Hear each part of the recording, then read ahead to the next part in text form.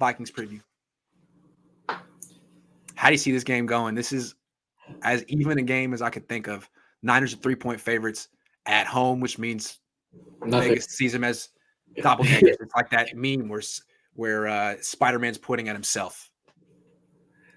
The Vikings have played everybody tough. They've played in, I think, 3 overtime games. They just beat the Packers, who I think beat the Niners. Pretty sure. Expect a close game. Yeah. And aside from the Chicago game, Jimmy hasn't had that. So Jimmy hasn't been under pressure of which is a different animal to operate under, because it means if you make a mistake, true. It's more critical. Right. You're up 20 against the Jacksonville Jaguars, let it rip. Yeah, throw an interception, but yeah, if it's tie game and you throw an interception, everyone blames you for the loss. Yep.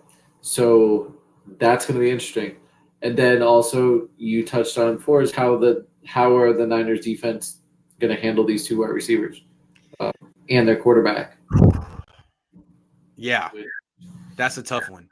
See, to me, we mentioned earlier, anytime the Niners face quality wide receiver tandem, they lose. And that's why I thought the Niners were going to lose to the Rams at first. Like Kupp and Woods with that quarterback, that's tough. But then Woods went out. They couldn't replace him. The Niners did a good job against Kupp. But this week, it's not just those 2 guys. What I want to talk about is Dalvin Cook.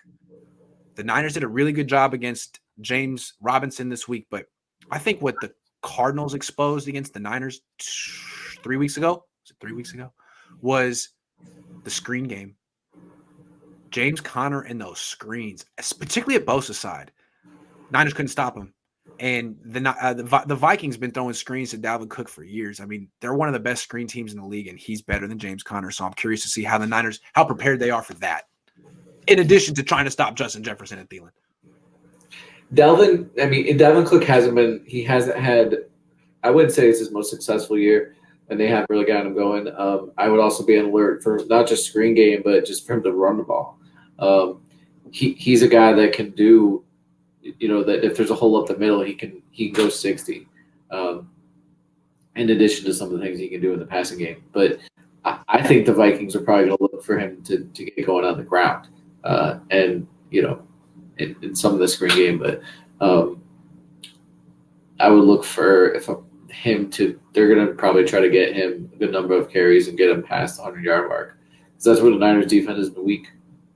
Right now, the Vikings have like one of the worst run defenses in the league, one of the worst defenses in the league. They don't have Danielle Hunter. They don't have much of a pass rush outside of Everson Griffin. So I'm not saying the Niners are going to definitely lose, but Vikings offense is pretty tough. The Niners have some good stuff. It's going to be a really good matchup. One thing about the Vikings is Kendricks has 2 picks on the year, and Barr has a pick. Jimmy throws picks. Where do they come? Linebackers. And the thing is, look at Jimmy Garoppolo's career against the Vikings. He's faced them twice, beat them once, but his numbers against Minnesota are really bad because Mike Zimmer has shown that he knows exactly how to defend Jimmy, take away the middle of the field. I think the first game against him, he lost and threw 3 picks, and his quarterback rating was 40-something. The second game was in the playoffs. He won, but threw 1 pick and almost threw it. His quarterback rating was in the 70s. So Minnesota has his number, as does Seattle the week after. Curious to see what happens there, but it's going to be a tough game.